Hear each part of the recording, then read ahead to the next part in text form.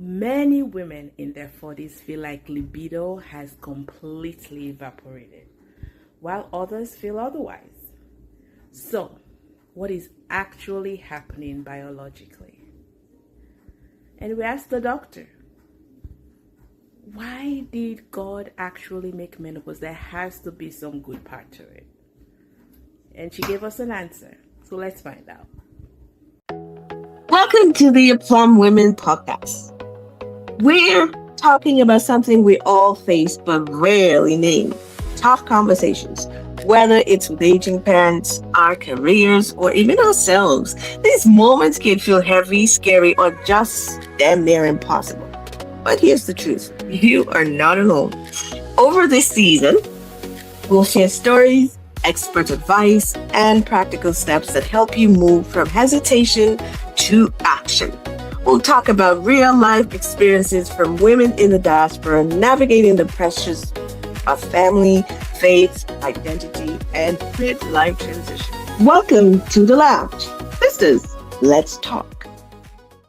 In the first episode of our Perimenopause and Menopause series, we talked about recognizing symptoms and what most women overlook. In this episode, we discuss management tips. Click on the link below to watch part 1. We can't talk about hormones without talking a little bit more about intimacy. Many women in their 40s feel like their libido has completely evaporated, gone out the window, while others experience confusing second puberty, like the hormones are all the way up there, like, oh my gosh, I can't get enough. So what is actually happening biologically, and how can our spouses or partners best support us, and how can we help them understand this shift in us? I know that male listener mentioned something about it, but help us, please. I think it's good to have a conversation with our partners to say, honey, I have some feelings. I don't even know. Each time you touch me, I want to pretend I'm sick or I'm already snoring and all that. To begin to have conversation. We should also remember that men go through some of these changes as well. No, Exactly. It's not just us. So we can both speak and say, let's kind of compare and contrast. What are you feeling? What am I feeling? Okay. Are there other ways that we can have intimacy? Are there other things that we can do without sexual penetration? Because my vagina is going to explode. It's as dry as sandpaper. What can I do? Can you help me out? You'd be surprised that your husband could say, okay, maybe we start with touching first. Okay. Every woman must have a lubrication beside their bedside lamp. It should be your best friend. Lubrication may not work. If it doesn't work, maybe you need to go to local estrogen therapy down there, right? To replace all those cells that have that lack estrogenation.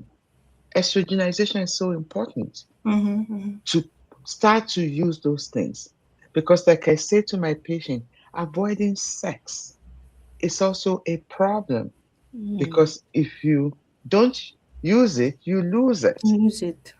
So if you have not used that organ very well, it's going to be like a lead pipe when you now need to use it. So you've got to be moisturizing the place just like your face. You've got to take care of that place, because that dryness sometimes it just comes out of nowhere. Hey, Plum Woman. Sisters Let's Talk will be hosting a live stream with female panel to talk about perimenopause. And menopause, we need your input. This is anonymous short survey. Click link or scan the QR code.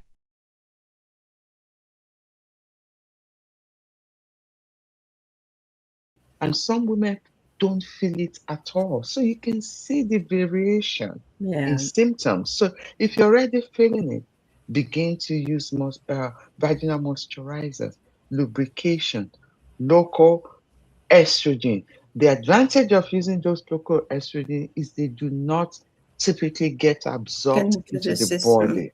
So it's So like a lotion or they have different They ones. have There's a different ring, different there's types. cream, there's ring, there's There's an all kind of insert. tablets. So Mhm. you use those things early enough. You don't wait until 10 years. By that time, it's over, right? So you start to use that. And for people who do not even have partners, some people will find using sex toys around that area, lubricated, you'll find that even more useful. So that will be the conversation we need to have with our partners. And we are both going to participate in that process so that no one feels, done by being the only person doing that. So after you've done that, you know, you think about other symptoms, the physical symptoms, the hot flushes. You are in a boardroom. You cannot throw out your clothes and you're sweating buckets. And let me tell you, those men in the room, they do recognize when those power Mhm. surges come. They Mhm. know. So it's embarrassing too. Mm-hmm.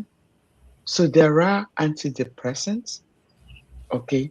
So there are GABA paintings. Those Mhm. medications, if you don't want hormone replacement, you can use those. But by and large, they may not solve the issue of hot flashes, which takes me to the fact that hormone replacement is probably the most important thing. If you have insurance, if you're able to get it, especially for women who have gone through surgical menopause. That means your ovaries are The ovaries are they out. have been removed. And it's night and day. Today you're fine, tomorrow you start having experiencing those hot flashes. So hormone replacement, I just want to tell women they are safe. The first 5 years when you go through your menopause or you're feeling those menopausal symptoms, they are safe. And women should believe in the fact that quality of life Mhm. surpasses those theoretical risk of breast cancer, of endometrial cancer of the uterus and those things. You've got to look after yourselves. And going on those hormone replacement therapy, they are important for our bone health, cardiovascular diseases, and metabolic function. They're not to prevent those things, but at least you don't get into those things early. And that's why hormone replacement therapy is very important. Wow. That is education at its finest. So If I Lucia, may go. quickly add, Mhm. um, because of the background that we come from, we do sometimes the women would say, but no matter what, my husband doesn't quite understand or doesn't believe or doesn't get it. And I think one of the things we can always do, or I encourage people to do, is if you can go to the appointment with your partner, Ah, yes, um, that nine times and non it helps, because I it think does. sometimes they realize that, oh, this is serious, because you're at the doctor's, right? Like, Yeah. oh, Right. this is serious. Yeah, this okay, this is serious. So having that conversation Yeah. together is very important. And then if it doesn't go where you feel like it should go, you could go together. Yeah. And get books. Mm-hmm. There are books to read. And I can tell you with ChatGPT that your husband has already sussed you out. If you don't, why is my wife? My wife is 47. She's crazy, up and down.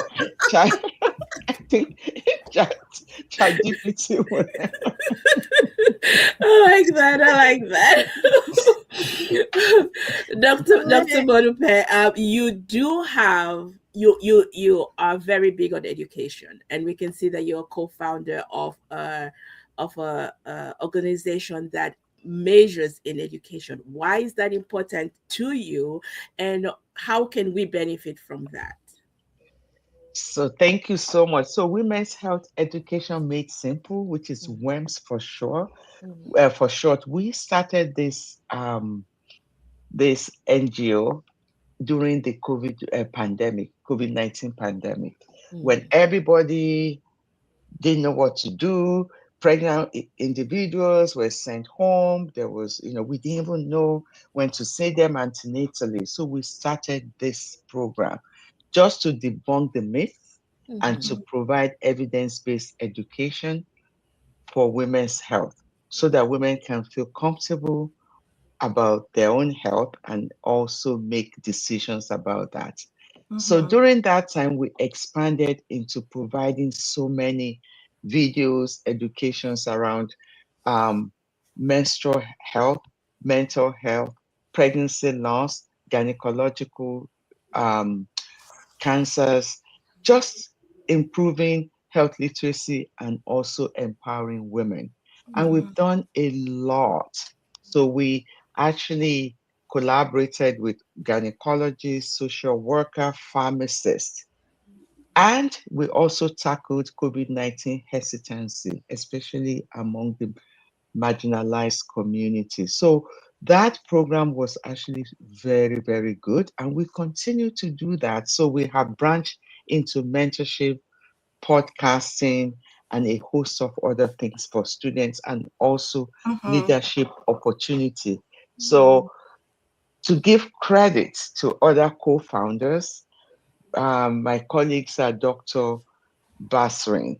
She's a family emergency doctor, a family practitioner. That's her first profession.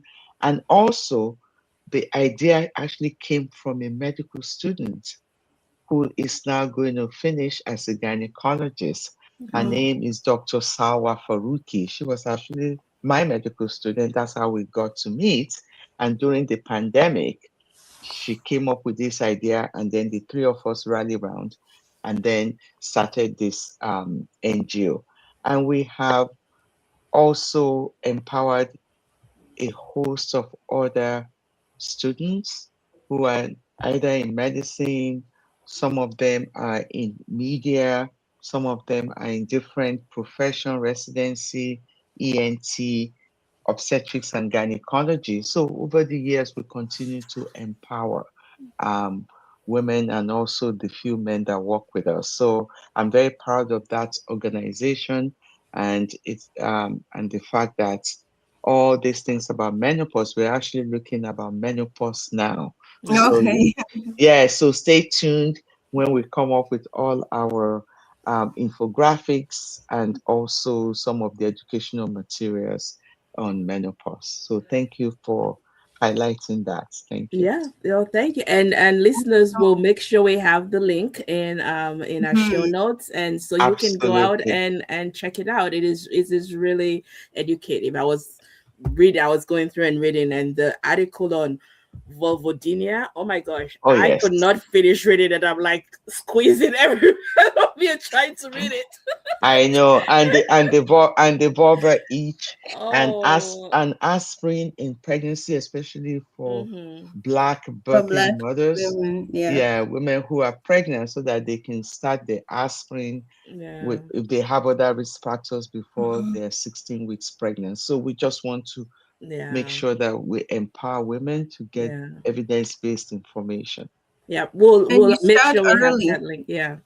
Thank you so Yeah, much. we'll have that. So as we let you go, we always try to end in a high note. So this is my very heart-burning question or statement and question. This is one of your many heart-burning questions. One of Carry my on. very heart-burning. I know I'm speaking for a lot of people. So I very well believe that when God created a woman, he had very good plans for us.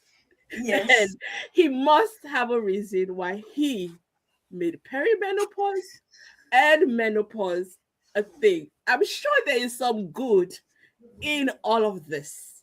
Please, doctor, please tell us the silver lining that we should be looking for.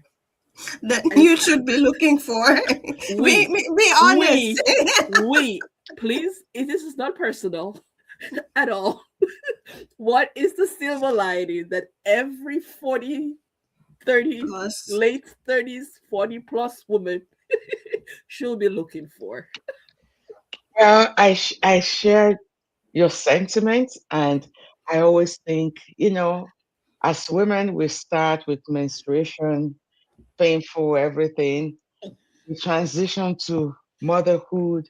We're running around, and now we now say it's time. The kids are now going, then this thing starts to come, and you wonder what happened. The silver lining is that we're wise. Mm, We're wise. We're special. There's really, I can't see how, I'm not being sexist, how men could do what we do. And I think we have to own that.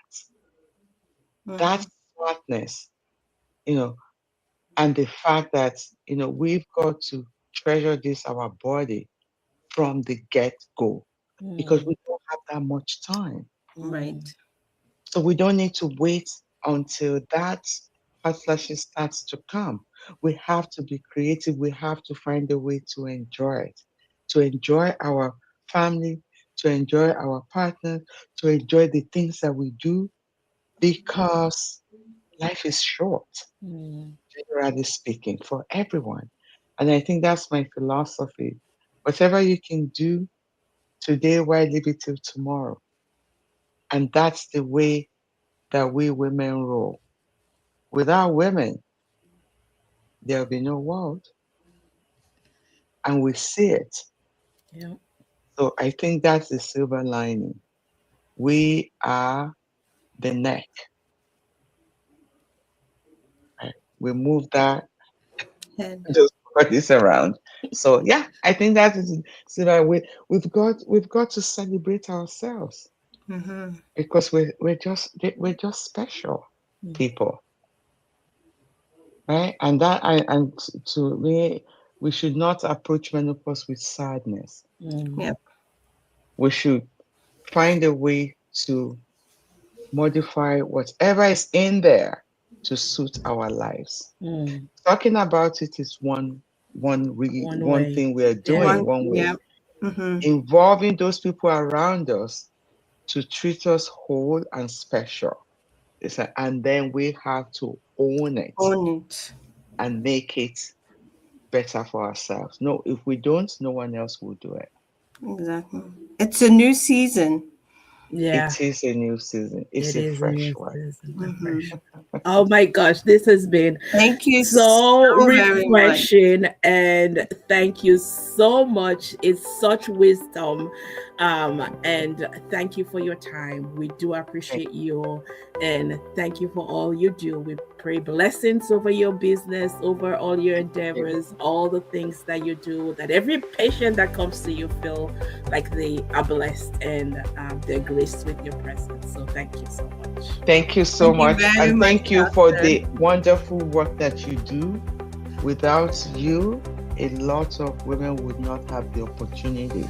So the work that you do reaches beyond and outside of diaspora, because people will say, use this and use that. And we can't do more, not enough for people of our community, the Black people. Your program would empower everyone, and that's the reason why I decided, yes, I am going to sign up for this. Thank you. Thank you so much. We're so happy that you did. Yes, we'll keep in contact and we'll send it to you so you can share it with your community as well. Okay, take care. All right, take care. Bye-bye. Bye. Bye-bye.